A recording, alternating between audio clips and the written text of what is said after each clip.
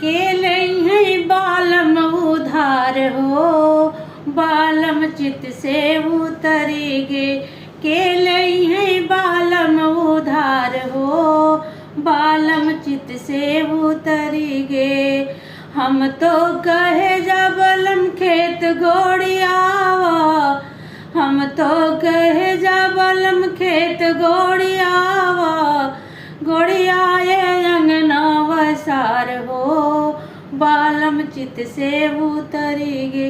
गोड़ियाए अंगना वसार हो, बालम चित से उतरी गे। के लई है बालम उधार हो, बालम चित से उतरी गे।